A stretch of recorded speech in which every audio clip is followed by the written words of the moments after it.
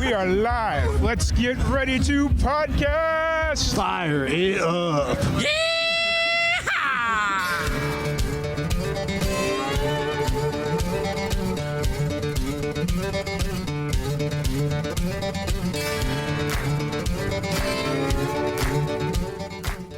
Welcome back to another live and amplified indie fusion podcast. I'm your host, Tom Quiet, and we're back at it again with another amazing podcast.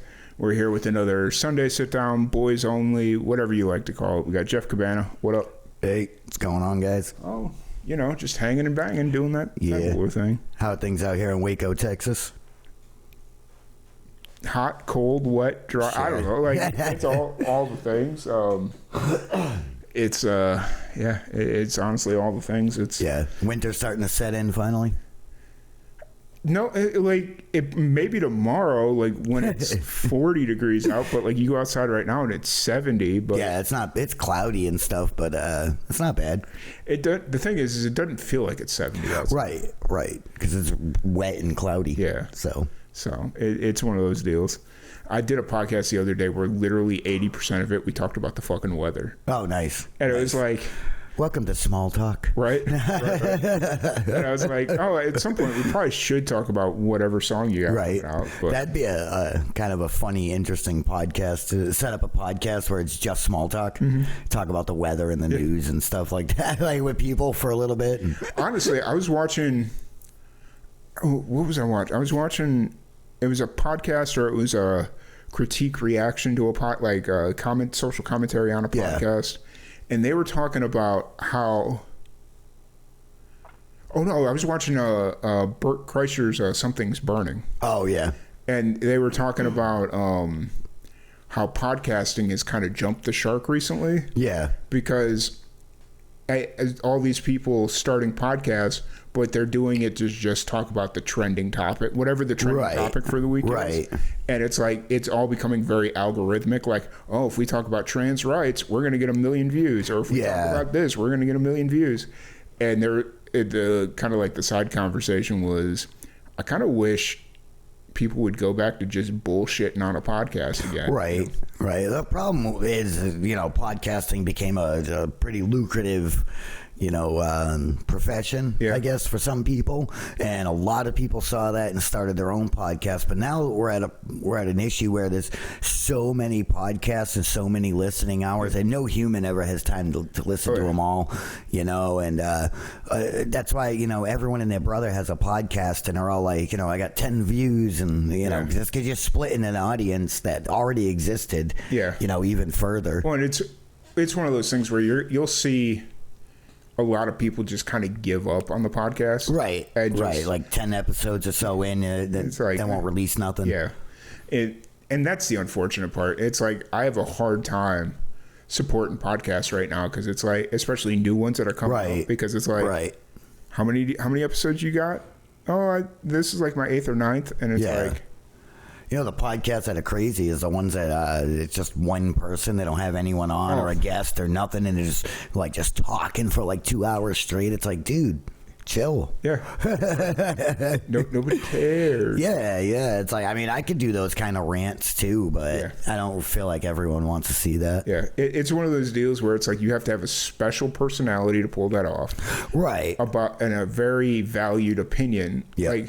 I've only seen a couple people be successful at it, but I still can't get into them. Right. Unless it's like a topic that you're really about. Right.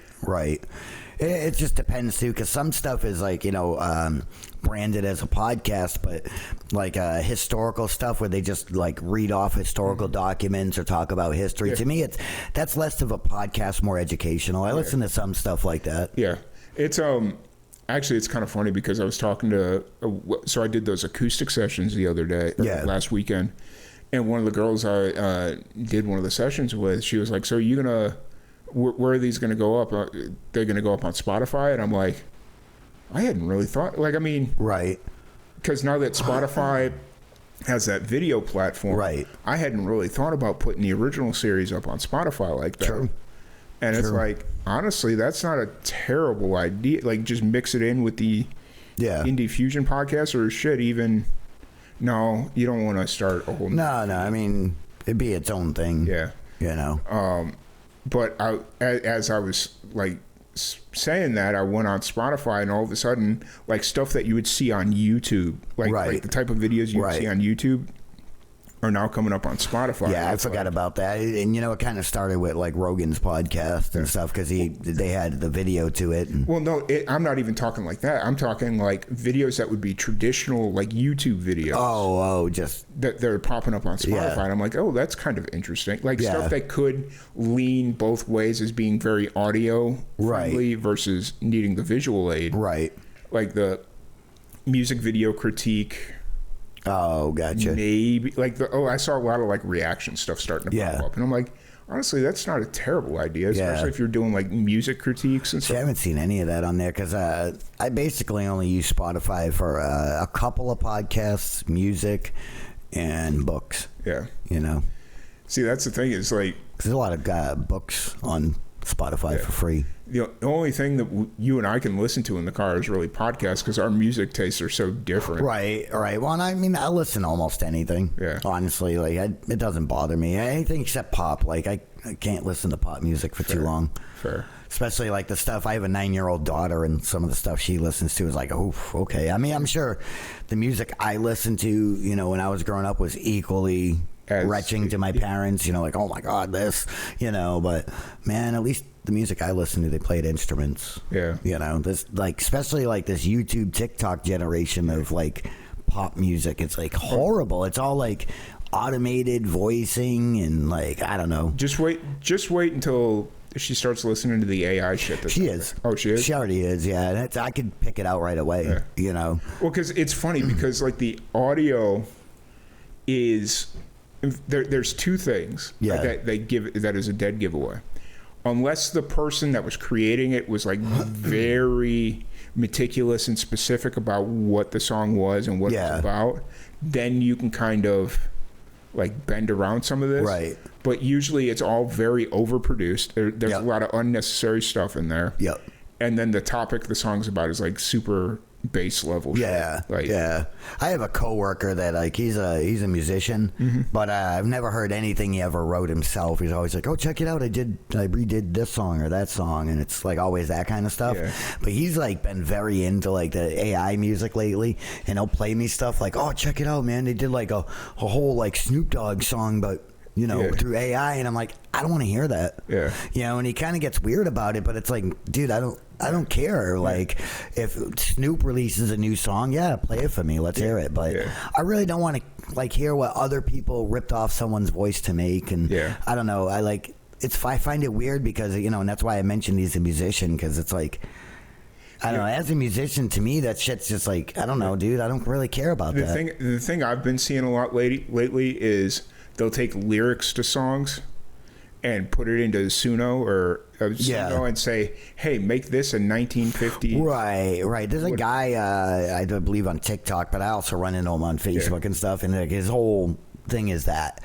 Like, but he does it like, oh, turn this song into like soul music from the 60s. And I mean, some of them are cool and stuff, but I just can't get into it.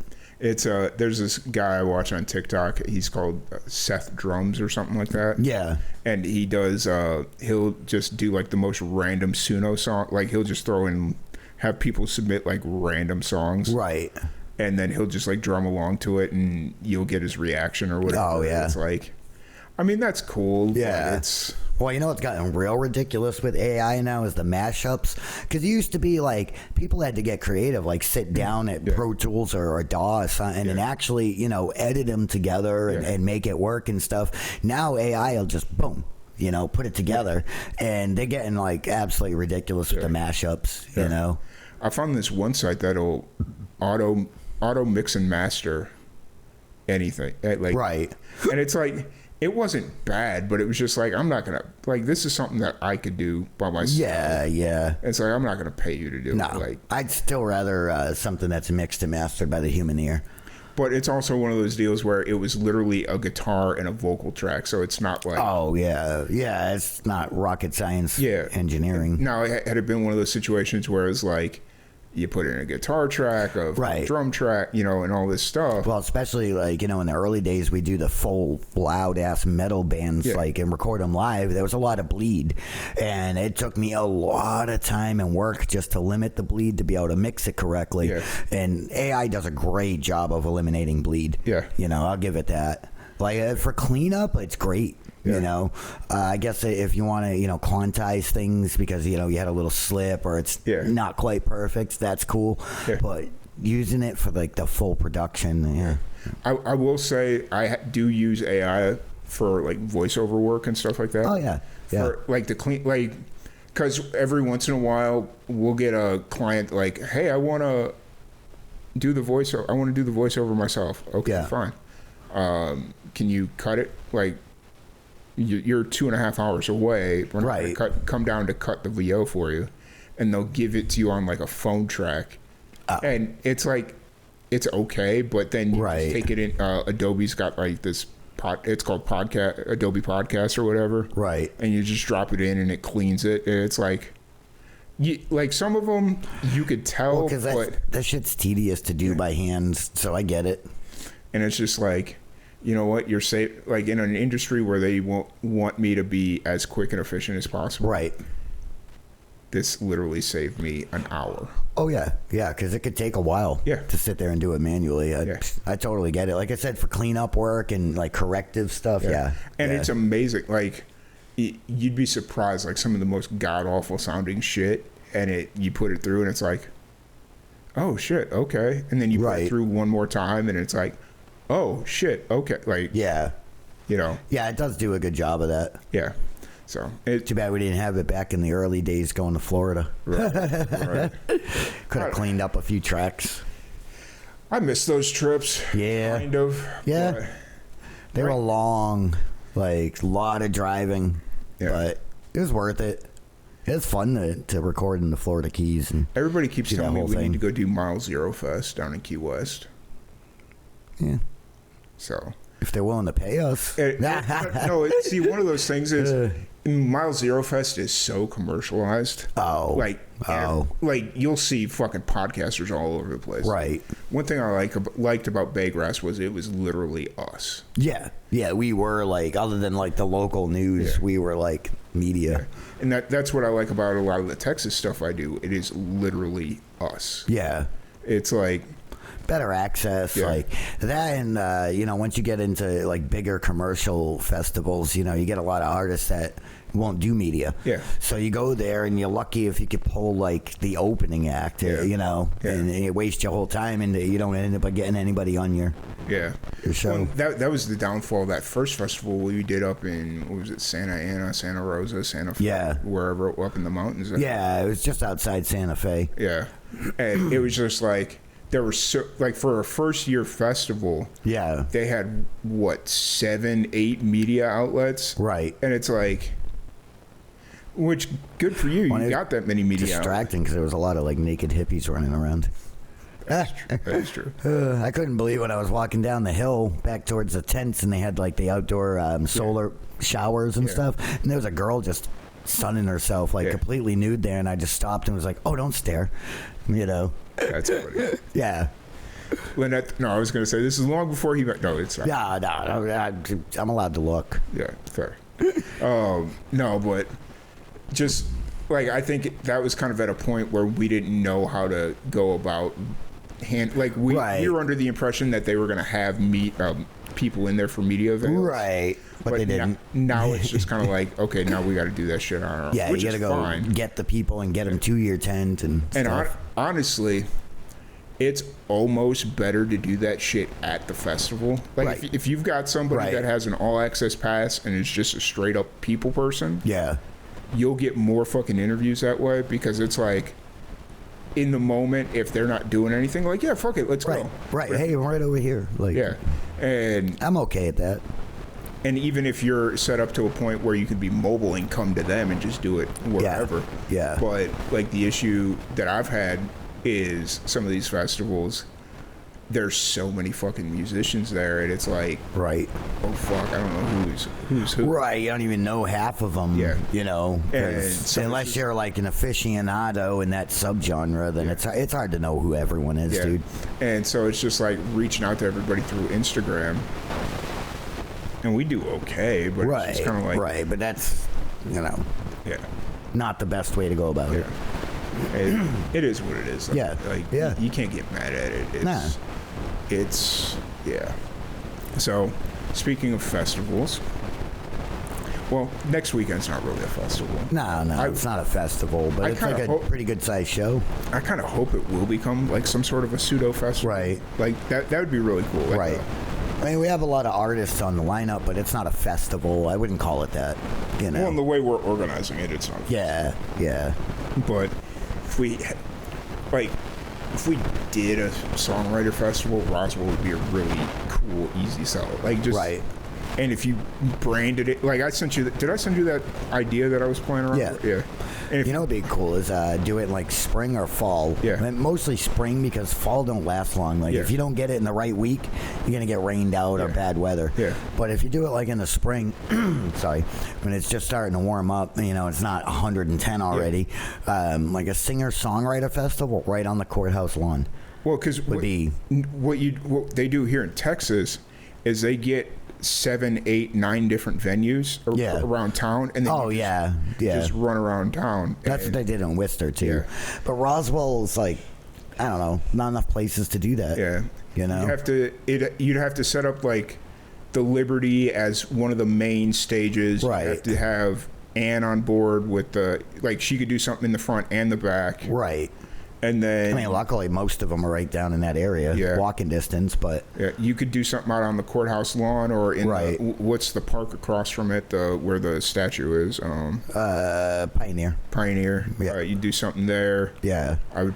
But the thing is, and you know, I've seen it year after year with like the jazz festival. Like even though that comes back every single year, they have such a big issue getting people to go from venue to venue. Yeah, you know, Roswell's really weird about certain things. And like, I mean, that's not even specific to Roswell. That's just in general. So what I've seen here in Texas is what they do is every hour the musicians kind of swap around, and so like if you do a 2 or 3 day festival, each musician, if let's say there's 9 venues or whatever, each musician's going to play 6 or 7 of those. They're not going to play all 9, but they'll play 6 or 7, which is cool because then if say, oh, I'm only going to the Liberty, I'm not going anywhere else, I want to stay at the Liberty. Eventually, you know, it'd be a cool idea too, something like that, especially if you want to attract out-of-towners that aren't going to know the layout so well, and you want it spread out through multiple venues that are going to be serving alcohol.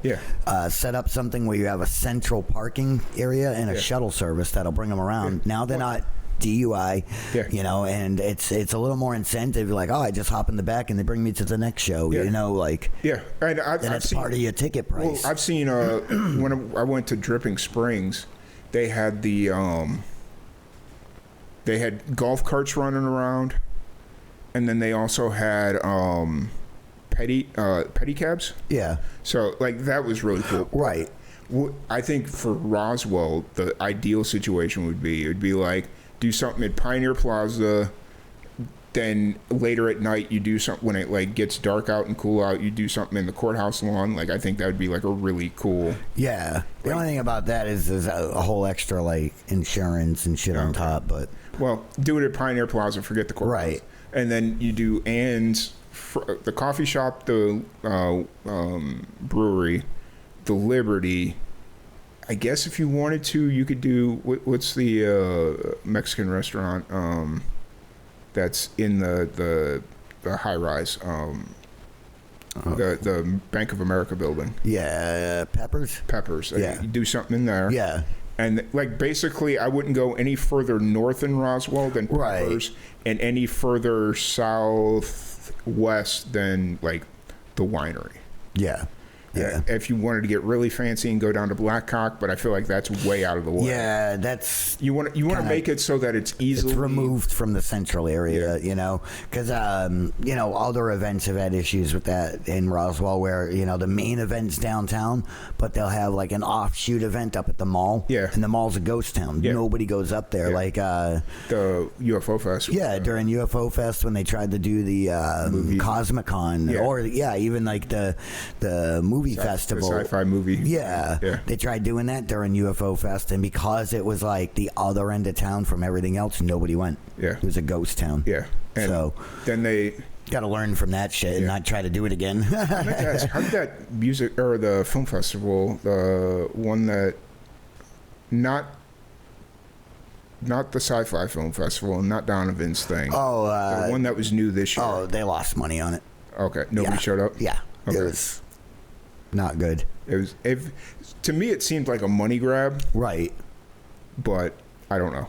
So yeah, it's tough in Roswell, man. Like any kind of event coordinator will tell you, it's tough in that town, dude. No matter how much you put into it, like people will either come or not come. Well, and the stuff that like sells out and packs like boggles my mind compared to the stuff that like you go and there's like nobody there and you're like, what the hell, this is a really good event. Yeah.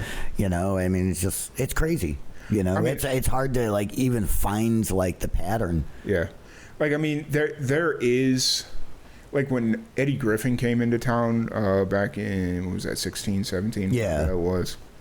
Like, he had a good turnout, but they did it in a really good spot. They did it at the convention, the convention center. Which we no longer have. We got flooded, and then, it's funny, and nobody in the town knew. The government knew, but nobody in town knew that the convention center was uninsurable because they built it in the spot where no insurance company would insure it. Uh-huh. And then it got flooded during that flood last year, and it's just been sitting there in ruins.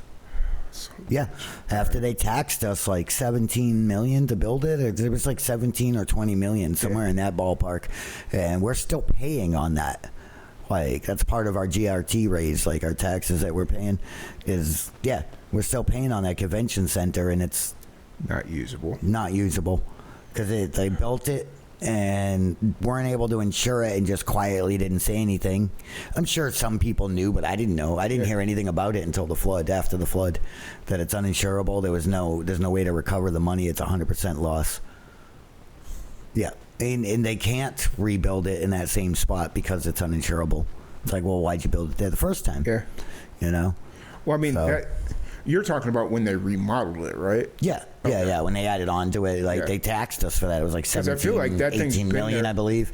I'm sure somebody out there will watch this and fact check me. Go for it. I don't know the exact numbers. Yeah. But. Well, it was one of those deals where, because I remember when it was there, when I first moved there in 13, and because it sits right on that waterway, the aqueduct. Yeah, it's right inside a flood zone, like point blank in a flood zone. So it was uninsurable, and it got flooded, and now there's nothing. It's there, and it's like they cleaned it, but it's like still in ruins. Yeah, it needs work, and nobody worth their salt is going to go in and buy it. Like no. Well, I mean, who can buy an uninsured? Like, I don't even think a bank would let a loan go through because it's uninsurable. Yeah. Never mind. Because government can get away with doing shit like that. If it was a private entity that wanted to build it there, they wouldn't have built it there because they wouldn't have been able to. Yeah. Can't insure it, but the government still did it because they can get away with that because, rules apply to everyone except them. Yeah. And they built it anyway, and now it's nothing. Now it can't be used, can't be rented out.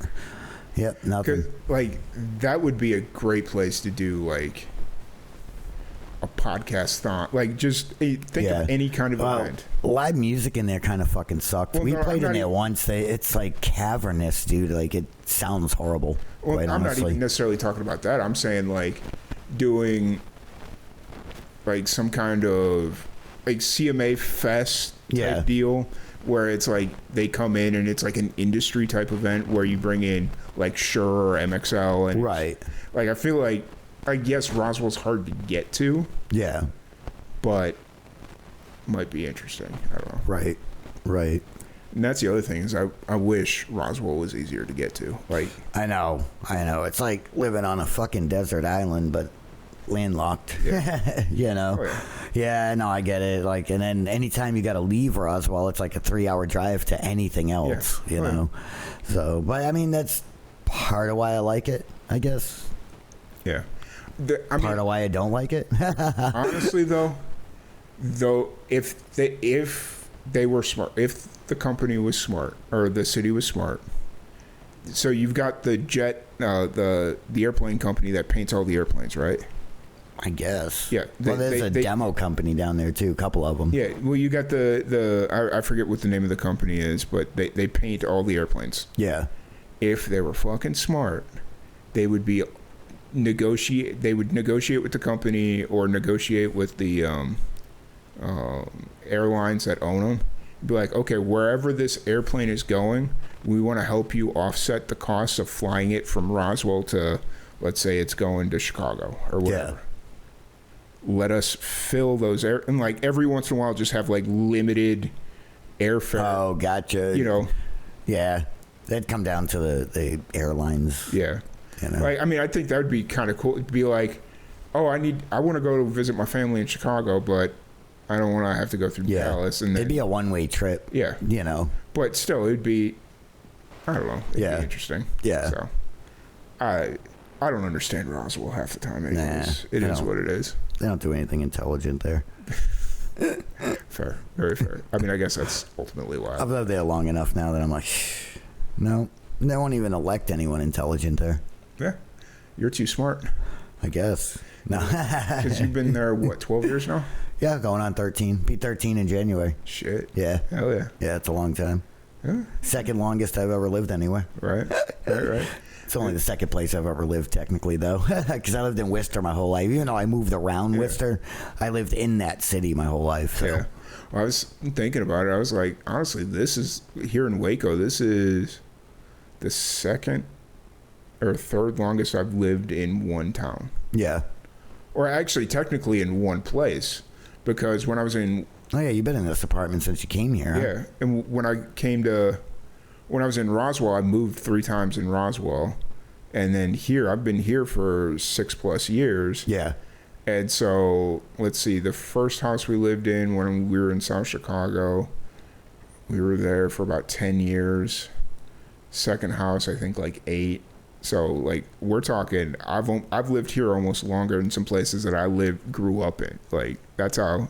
Yeah. We're getting to those numbers now. So, but it is what it is. Right. So yeah, you're in town. We're doing, I guess we should talk a little music at some point. Yeah, you know. Bullshit. But you're in town. We're doing the Musical Outlaw Showcase in Bastrop tomorrow. Yep. It's going to be a good time. It's probably the more wider eclectic group of musicians. Yeah. Just because it wasn't a struggle. I just had so many people that were like, hey, if you ever need anybody, let me know. Right. And I was like, I'm going to just without having to like go search. It's like, yeah, I'll let you know. Like, here, come through. And so now it's just kind of like this very eclectic group of musicians. So should be interesting. I don't know any of them. Yeah. You know. Yeah. It'll be, let's see. We got Mary Charlotte Young. She lives down in Bryan College Station. She'll be coming out. She's a really talented singer-songwriter. We got Casey Beck. He lives... Oh, Casey, where do you live? Somewhere around Austin, like in those same suburban areas. He's retired military. Honestly, you want to hear some wild fucking military stories? Yeah. Like he came on the podcast about 6 months ago, and some of the fucking stories he was telling me, it was like, nice. Oh shit! Like, yeah, and not like gunfight stuff, but like conspiracy. Oh, theory. Gotcha. Like, some of that shit, and it's he's like, it's not conspiracy theory. Like, I have proof, right, that this causes. Like, I have physical proof. And yeah, so hell yeah, it's like, fuck yeah, that's a cool conversation, right? And then we got Celeste. She's coming up from Houston. Okay, and, she's what is she, like 21, 22, really young. She'll probably either call you yes girl or Barbie at one point. Okay. Weird. It'll be like dealing with your stepdaughter. Oh, okay. In a lot of, except maybe happier. Yeah. Yeah. and peppier. I guess peppier is the better way to put that. Right. I don't want to judge your stepdaughter on her happiness, but peppier, a little bit more pep in her step. Gotcha. Probably imagine like Clementine, but in 20. Older. Yeah. So, and then we got Chris. He's a bluegrass player, so that'll be fun. Hell yeah. That's the one that's like the curveball in there. Like everybody else is kind of singer-songwriter-y, country Americana, and he's going to come in with the straight bluegrass. So that'll work. It's like, I mean, bluegrass fits right in with country and stuff, you know. Oh yeah, for sure. So, and especially if it's going to be just him by himself, there'll probably be a lot of similarities. Right. So it'll be a good time. I'm excited for it. It'll be, this won't even be out yet by the time that, yeah, I guess technically it will be, but not enough time for anybody to do anything. Right. So right. And then we've got the 10-year next year. We're next week. Yeah. Well, next year's right around the corner too, so it's Sure. So we got that next Sunday, December 7th. Yep. It's gonna be fun, man. We're approaching that finish line, and I'm like nervous. Like, tomorrow's show, I'm not nervous about because it's just kind of like it's a 2-hour deal. It's right. Kind of is what it is. But there's so many moving parts. There are people coming in from out of town that are like inputting a lot of time and effort into coming in to perform. Yeah. Like if you think like Cameron, he's coming from Fort Worth. That's a 7-hour drive. Right. Maybe not quite as much, but roughly a 7-hour drive. You got Jillian and her dad, and I'm assuming her mom's coming as well. I would assume they would make it a family trip. Right. Unless there's a kid there that I just don't. Yeah. They don't want to take or something. I don't know. So I'd imagine that there's probably about another 7-8 hour trip. And so it's just like, there are so many moving parts. It's like, oh, yeah. Shit. And I haven't even had a chance to really sit down and talk to Josh to be like, all right, what are your expectations for this? Like, yeah. Just so I know, what would you consider like a good turnout versus a bad turnout versus like what would be like, okay, we're never doing this again versus right. Yeah, like it was fine. We may do it, may not, or fuck yeah, let's do that again. Yeah. Like where are those kind of lines? Just because I like to know. Yeah. But at the end of the day, it is our 10 years. So as long as we're just having a good time. Right. It'll be fun. But there's a lot of reputation on the line as well. So it's just kind of like, it's that weird balance of, I don't want to make us look stupid or amateur hour. Right. But luckily we've got his guy running audio for us. Yeah, that helps having a whole separate audio person, and we'll have a few people on cameras, and so, Hopefully. Right. Right. We'll have cameras set up. Yeah. Yeah. Honestly, my bet is I'm going to just, worst case scenario, I'll just throw my phone up somewhere. Right. Same here. I got mine, And just be like, all right, we're going to throw the phone up, and my phone's got like 256 gigs of memory on it. I just clear everything off of it and just attach like a power adapter to it. Right. And just be like, all right, let's go. Yeah. Let's do it. I think on a full, 100% charge, I could probably film for 3 hours. Okay. Easily. Yeah. I think I can do 2-3 somewhere in that ballpark. Yeah. I've been looking for a tripod that'll fit my phone. So while I'm in town, actually, think of any place that might have something like that. Like something, that grabs the phone, because it.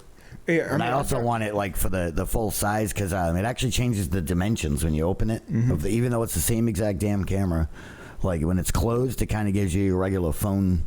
You can do it either way, but when it's open, it's a lot bigger of a resolution and everything, and the dimensions are a little different.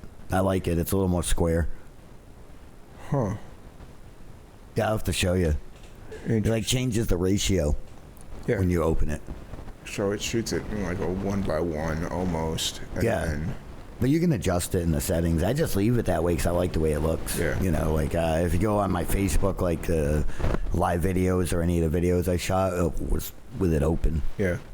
Because I know, like, I have an adapter for my phone sitting right there on the black desk thing there. Yeah, I have one like that mounts and stuff, but I need one that's like can stand up. Like I can use it as either a monopod or a tripod. Yeah. It doesn't have to be like super tall, with something that'll hold my phone. Yeah, I gotcha. So that's the one thing. This phone, like when it's on record, it's super awkward to hold it. Yeah, yeah. So it's going to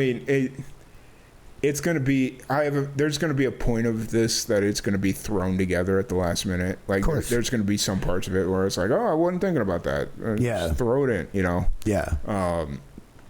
And then hopefully there are other parts where it's like, no, that this was really well thought out, and I don't want Josh to question why he let us do that. Let us do this. Right. You know. That at the end of the day, that's what I hope we get out of it. Where he's like, hey, and as long as the bar dough's good. Bar in the kitchen. Yeah. Like, I don't want him to feel like it was a waste. Right. You know, because we put a lot of time and effort into this. And money. Yeah. A lot of time, a lot of effort, a lot of money. Yep. And, you know, I know he's got other shows and whatnot that he puts just as much time, effort, and money in, and it's a gamble for him every time. Right. You know, because like I recall that one show where they were trying up until like the last song to get people to come in. Like, yeah. He's had a few shows where like, you know, the turnout sucked, but they were amazing bands. I'm like, I just don't get it. Yeah. You know, it's just Roswell, man. It's like, it's hard, dude. I don't care how many successes you've had. You can't get an ego about it because Roswell will slap you in the fucking face. Oh yeah, you get a no-show, pay out of pocket, and be like, fuck. And I mean, at the end of the day, it's really no skin off his back, anyways. Because the worst thing he's got to do is pay his staff. And right. Well, and like, you know, quarterly, you know, certain shows make up for whatever losses on other shows. Yeah. So I'm sure he does okay. Yeah, like. I mean, that place is thriving, honestly. Yeah. They've been open, 11, 12 years now? Yeah. And they brought in bigger acts every year. And, you know, every time I go there, I'm just more and more impressed. Yeah. The only issue I have is the parking. The parking's always very interesting. Right. Yeah, parking's a little tough, but that's all right. I mean, most out-of-towners park over at the courthouse parking. Yeah. The courthouse is closed by the time shows start. Yeah. So, and the city don't seem to care. No. Well, because they know, like, hey, we're getting money off of this. Right. So. Right. It's a locally owned business, you know. Well, in most places, like, especially when you go Plus to, like, public parking lot. Yeah. Because I remember when I first lived there, like, that parking lot, his main parking lot there. Yeah. That was a huge contention point, especially, like, between him and the other. Oh yeah, when they were open, Billy Ray's. Yeah. That was always an issue on like certain nights because Billy Ray's had their regular turnout. Yeah. And then if Josh had something big going on at the Liberty, people would park over there. Yeah. Technically, that whole parking lot, with the exception of like one row, the one right by the Liberty, is all public parking. Yeah. You know, but it would always be that battle. But now that place hasn't been open since the pandemic. Oh, really? Yeah, Billy Ray's is kind of closed down. Oh, interesting. Yeah, that place fucking condemned. Yeah. Well, I mean, it's a dive bar. What do you expect? Right. Like, it's one of those deals where it's like. Well, it's like they had multiple leaks in the roof. Like, it's just the whole place was falling apart. And they didn't renew their license, so they're closed now. Yeah. I mean, it doesn't surprise me, to be honest with you. Like, all they ever did was the cover gigs, and they brought in the Triad like every once in a while. Yeah, it was all like cover bands. And you know what's funny is back when they were open in the early days of GDP, when we were doing a few covers to fill in, you know, time and stuff because we didn't have a lot of originals yet, they were like, oh, well, you don't do enough covers. We want only covers. Only covers. Yeah. They're like, we don't mind if you do one or two originals, but we want pretty much only covers. That's when we were like, no thanks. That sounds like a reverse porn site. Yeah, and they don't even pay that good. They want you to play for 4 hours and pay you $300. Like, for a full 4-piece band? No way. It's like you guys are getting $75 a piece if you're lucky. Right. Well, and we don't split any of it. It all goes into the band account, but still, it's not worth it. A 4-hour gig, dude. Yeah. And then you want me to play covers all night? Like, nah. I've heard of some places. My soul's worth more than $300. There's some musicians that are getting like 400, 500, even 600 an hour. Yeah. It's like, that's what you should be getting. Yeah. You know? It's like, good for you. Like, if you got somebody that will pay that, good for you. Like, holy shit. Yeah. We honestly aren't super picky about our pay. We take gigs that only pay $100, you know, and play for an hour or something. But, you know, that's because it's our hobby and we can do that, you know, as long as everyone has the time off from work and everything else. Usually it's like, whatever, we'll play. Yeah. And it's one of those deals where it's like, as long as you're not traveling to like fucking Silver City or some shit. Right. Yeah. And, you know, as long as it covers the gas and shit, like that's really all I care about sometimes. And it gives us a chance to play in different towns and, you know, in front of different crowds. Yeah. It's how we've expanded our fan base. Yeah. Just taking some of those, you know, playing at the state fair in some tiny ass little town or something. And shit, like, you know, you get 5-10 fans out of that, then it's worth it. Especially, like, because out of those 10 fans, like, let's say you go to a show and you get 10 new fans. Cool. 5 of them are just going to be, like, casual, like... Yeah. Okay, cool. You're in town. Maybe I'll catch the show. Yep. 4 of them are going to be like, cool. You're in town. Right. I'm going. Right. And then you're going to have that... You're going to get that one fucking fan that will travel 3.5 hours to see you play. And, you know, we have a strong merch game, so even the lower paying gigs, like, we always end up selling more in merch than we make for the gig. Yeah. So it makes it worth our while either way. It's, merch is the spot, and it, like, we talked about this offline. It's like, I can't believe, like, I know we've done different merch things with merch, but I really want to make this like a livable thing where I can draw a salary, you can draw a salary, and we're not coming out of pocket for shit like the 10-year. Right. It's like, we got we got $5,000. We could put on a good little show for that. Yeah. You know? Yeah. And, you know, it'd be really nice, but now it's like we're scrounging together every fucking dollar we can find, and it's like... It's all right. Okay. We'll learn from it and, you know, figure it out. We won't jump in that quickly next time. Right. So... That's cool. It's, you know... Been around 10 years doing this, so might as well put on a good show and have fun. We're doing it at one of the best venues the best venue in Roswell. I was going to say one of the, you mean? Well, I mean, I was going to say one of the best venues in the state. Okay, I can get behind. I can get behind that. I'd put them in the top 5. I'm with you there. But, you know, definitely the best one in Roswell. Yeah. Like, I mean, I like playing there and going to shows there. From both perspectives, that's a great spot. Here's the way you got to look at it. If Josh and his team wasn't good at what they do, if the Liberty wasn't a good venue, they wouldn't be asked to book all these other venues. Right. Oh, yeah. Yeah, they do, you know, talent buying and booking for other places up in Albuquerque, Santa Fe. You know, I've even seen them book a few things in Cruces, stuff like that. It's like, if they weren't good at what they did, you know, and that's kind of the hope with the 10-year is like, worst case scenario, we introduce Josh to a few new musicians that he can bring in. Right. For a song. Like, I know he's getting ready to do a lot of the songwriter stuff in January. Well, I'd like to see Aaron come down for that. You know? Because I know you'd mentioned he'd been trying to get Aaron to come down for a while, and the schedule didn't work. And luckily... I think he tried to get her for the Libfest when he did the women's night, but I don't know. She already had a gig, or she had stuff going on, or you know, stuff like that. So she wasn't able to come for that one. But he had red light cameras, which were really good. Yeah, and then they just came back down again recently. Yeah, they played with Shiloh. Okay. Yeah, they were part of that Shiloh deal. Yeah. I like the red light cameras. They're pretty good. Yeah, it's always interesting. Like, for the longest time, I forgot Shiloh was there. Yeah, they don't do a lot of shows, couple a year tops, you know. Well, it's one of those deals because, like, I remember, like, the Roswell scene when I was there. You had Amy's Not Breathing. You had Marionette playing all the time. You had Civil Black. You had at that point GDP wasn't really a thing. But, no, not yet. You had. I mean, I guess even Tip Jaw was a little. Yeah, we played for like a year. Okay, but you had Civil Black. You had Cosmic Purple Carrot. You had We definitely had more back then. Yeah. There's a few bands, kind of coming up now. I guess I don't know what's going on with Revelation. I think they're done. Yeah. Not 100% sure. We could talk more about that off the podcast.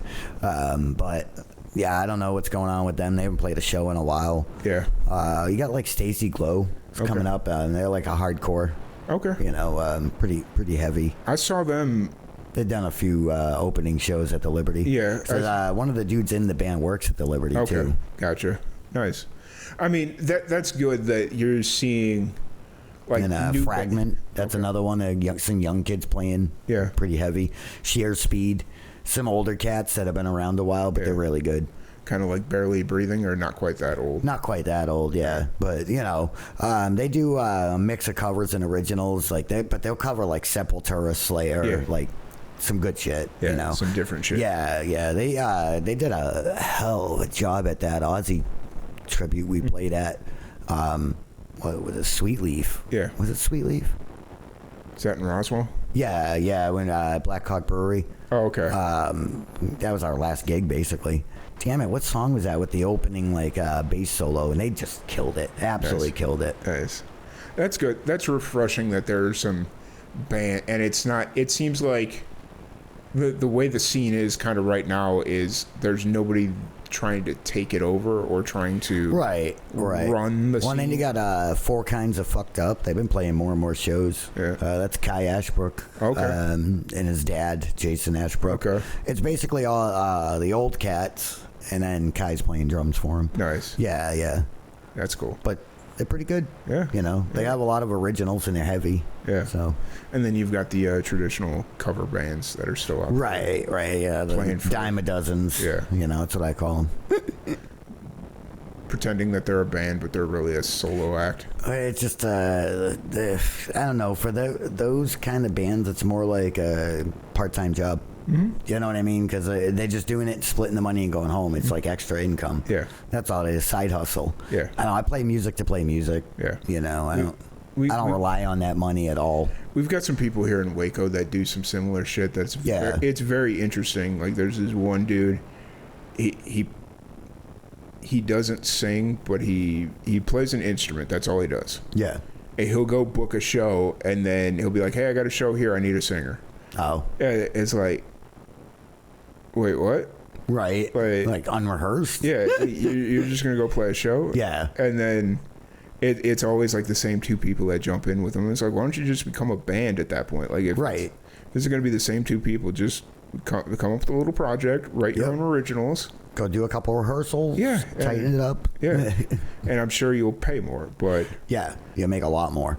I don't know. It's I'm kind of over it right now. Yeah. It's like That's why I I don't rely on any of the money from the music. That just covers like our recording costs and things like that. Like any kind of, extra that applies to the band, it just covers that stuff. But I've put way more into my drum kit than I've ever gotten back out of music. Yeah. But it's not a big deal because I love what I do. I love to play. I love creating. We write more songs than we can even record. Yeah. And that's the big thing for me is the song creation. Yeah. The building. That's why I was always kind of hoping that you and the family would move out here. Like, I know there are things here that you can't do that you like to do. Yeah. But even like if you go down to Austin, it's not that big of a deal. Right. I know, but I got used to dispensaries. My wife got used to like just wide open dispensaries. And, And it's just one of those things. Well, now I own property, so I ain't moving anytime soon. That's fair. But there's enough of a songwriter community where they just get together. Like, one thing I like about where we're at in Texas is it's like you got Fort Worth, and that's more of like, hey, let's get together, write songs, and just hang out and play and do that sort of thing. And then you got like down in Austin where it's more, hey, let's go play shows. Like, let's build a show, let's go do it, play. And that's cool. And everybody's recording their music, they're doing a project. You got your old cats that just kind of hang around and they're doing their thing, and then you got the young kids trying to do their thing. And then you go out to like Nashville, where everybody's just trying to get into a room so they can say, "Oh, I was there when this song was written," or I gave this. Like everybody's trying to get their credits. Yeah, and it's like, they all like. That's why I end up with like 14 co-writers on a song. Yeah, like it's just not even good. Pop music. Not trying to shit on Nashville or anything, but that's kind of what it is. And hyper commercialized. Yeah. You know what I mean? It's like you want to talk about what's ruining music. Yeah. It's not fucking AI. AI ain't fucking ruining It's music. a lot like, people like really trying to stress the IMDb credits early in a film career and shit. Like, it's the same thing with that. Like, just trying to get on that co-writing credit. And I don't know, to me, none of that shit matters. As a musician, like, I'm like, I just like to make music, man. Yeah. Just create and play it. Yeah, it's like I hate talking shit like that, but it's kind of the facts. That shit's annoying to me. Like trying to like clout chase, basically. Yeah, trying to get your credits, trying to do your thing. Which I get it. Like if you get on a good enough song, you can get get good money from it. But just sit down and write your own music, dude, and sell your own songs. If that's your desire, like not to be the main performance, but to have somebody else do your stuff. Just figure it out. Write a full song, beginning to end. 100% credit goes to you. And if it's a good song, someone will buy it. Yeah, like I mean, there's a reason why songwriters don't make money, because they don't do it the right way. It's like Well, and then now there's like really no money to be made off the music itself. It's not like the old days where you sold records and you get a piece of every record, because you wrote a song or some of the songs on it. Now, what are you looking at? Like, if they get 1 million streams, they're lucky to make $800-900. So you're looking at like $10 out of that, like tops. Like you can't make a living that way. If you're not out there touring, performing, and like selling merch and getting paid for the show itself, then or putting asses in seats, you're not going to make anything anymore. Well, that's why everybody's trying to chase like they want to be in the room contributing to a song that makes fucking like a Jelly Roll album or something. Not, where it's going to sell multi-millions of dollars. So when they get that check, it's like, oh, I just made $14,000, or like they made a decent living, a little bit of money. But for me, it's just kind of like, well, it used to be if you were one of the co-writers on a song that went, gold or platinum, honestly, you could live off the royalties alone, just being a co-writer, just your little piece of it. And now you can't. Not anymore. Well, and I think the way the industry is moving right now is like, because singer-songwriters are having a real moment. Like people that write and perform their own fucking music. They're having a real moment right now and just kind of doing live shows. And yes, they're probably killing themselves doing 300 live shows a year.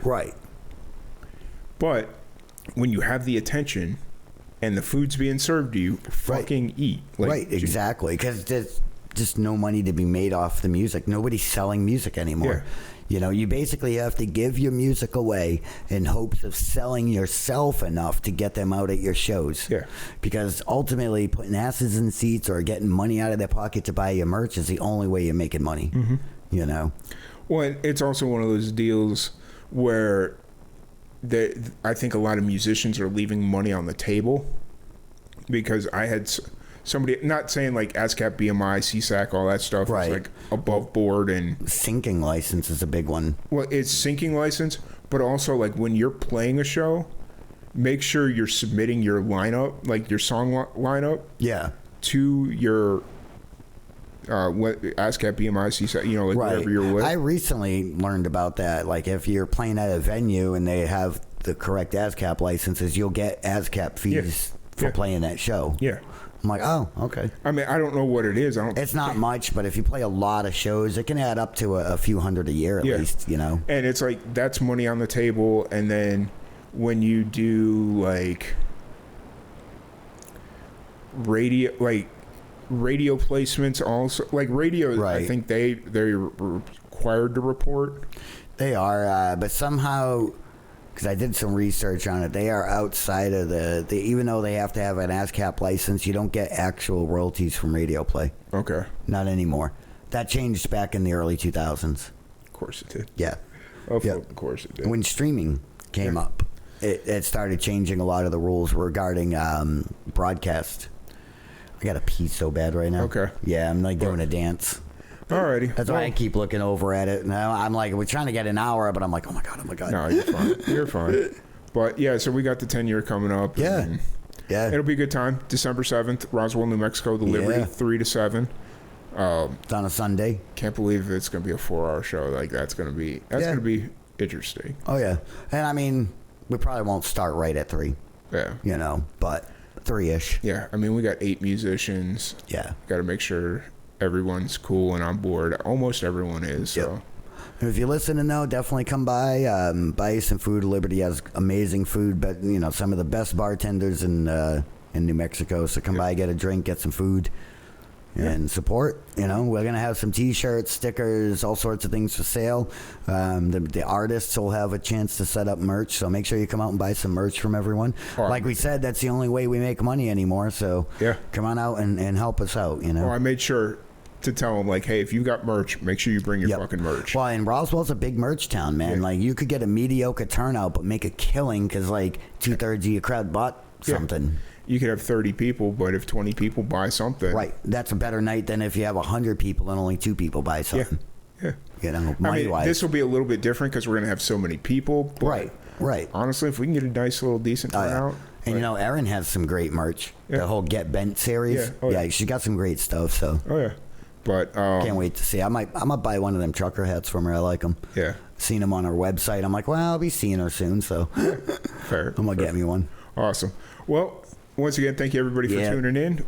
If you're in Roswell, come out December 7th. Yeah. Make sure you follow us, and then also make sure you're following us on all our socials. At Live, the letter N Amplified. That's YouTube, Facebook, Twitch, Twitter, Instagram, TikTok, Twitter. On December 12th, which is the actual day of our 10-year anniversary, we will be blowing up our social. Not literally, but we've got a lot of content that's not like Bill Clinton blowing up, but you know what I mean. Yeah, it's gonna be a good time. We got a lot of new content coming out on the YouTube channel and hopefully Facebook, Spotify, all that fun stuff. So sounds good. But yeah, once again, we'll catch you all later. Alrighty. Sweet.